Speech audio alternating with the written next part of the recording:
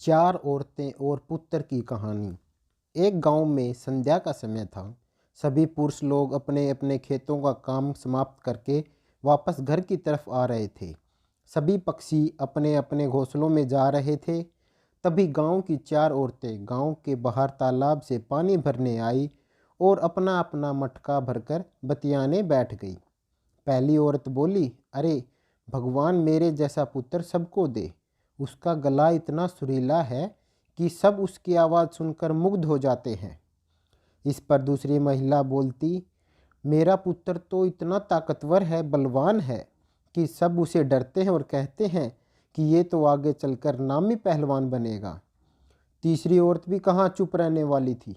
वह बोली, अरे मेरा बेटा तो इतना बुद्धिमान है कि एक बार जो पढ़ लेता है वह उसको उसी समय कंठस्थ हो जाता है।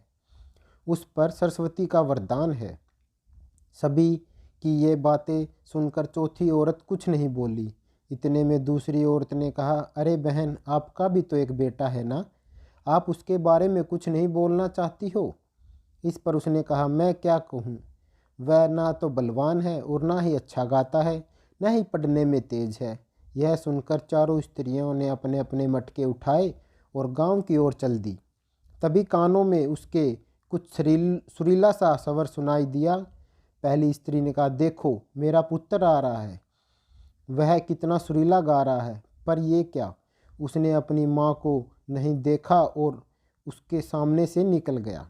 अब दूर जाने पर एक बलवान लड़का वहाँ से गुजरा। उस पर दूसरी औरत ने कहा, देखो मेरा बलिष्ठ बेटा आ रहा है। पर उसने भी अपनी माँ को नहीं देखा और सामने से निकल गया। तभी दूर जाकर मंत्रों की ध्वनि उनके कानों में पड़ी और तीसरी औरत ने कहा, देखो मेरा बुद्धिमान पुत्र आ रहा है। पर वह भी श्लोक कहते हुए वहाँ से उन दोनों की तरह निकल गया। तभी वहाँ से एक और लड़का निकला जो कि उस चौथी स्त्री का पुत्र था। वह अपनी माता के पास आया और माँ के सर में से मटका लिया और गांव की ओर निकल पड़ा। यह देख तीनों स्त्रियां चकित रह गई, मानो उनको सांप सूंघ गया हो। वे तीनों उनको आश्चर्य से देखने लगी। तभी वहाँ पर बैठी एक वृद्ध महिला ने कहा, देखो इसको कहते हैं सच्चा हीरा, ये है बाल संस्कार का असर।